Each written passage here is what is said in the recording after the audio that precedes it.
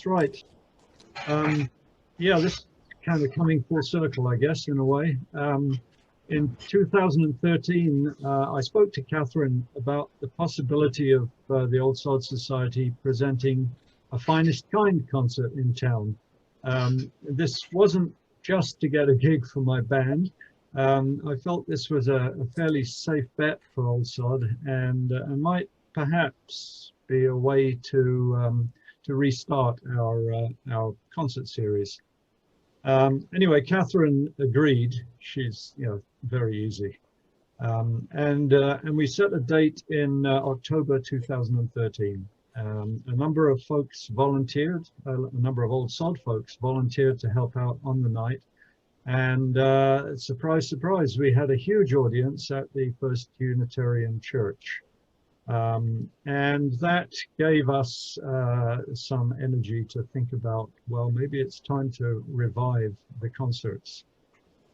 So after that success, we eventually formed a concert committee of 5, Catherine Burns, Roger Williams, Ed Kingscote, Nev Miller, and myself. And we talked about how a concert series could be organized without serious financial risk to the society. We'd been burned once. We decided that we wouldn't guarantee a fee to an artist unless some kind sponsor offered to underwrite that guarantee, but that we would pay almost all of our net revenue after expenses to the artist. I wasn't too sure how this would go down with the artists, but I think it's a tribute to the organization's reputation and the trust of our artists that since then we've run about 40 concerts, and all the artists except one agreed to pay without a fee guarantee.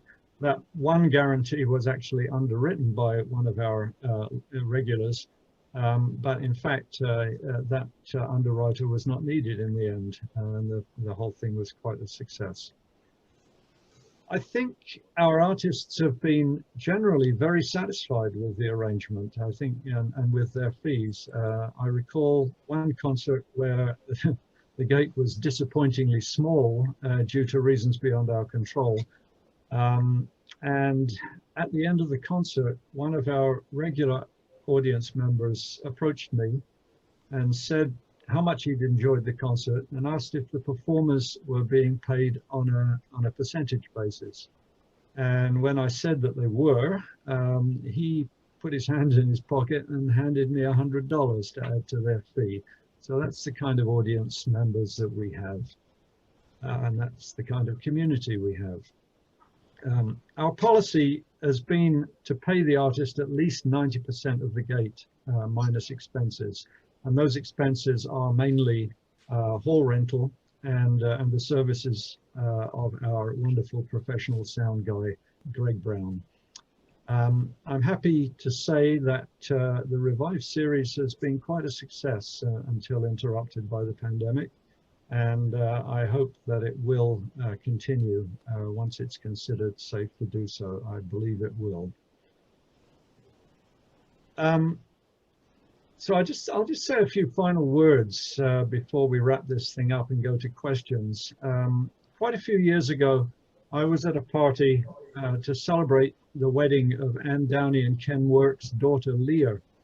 And I recall that Leah, who had been living in the UK for a while, was struck by the fact that her brother, Jonathan, whom many of you will know through dancing, was sitting out on the patio, playing music, chatting away, and just generally enjoying the company of musicians and other music community folk at the party.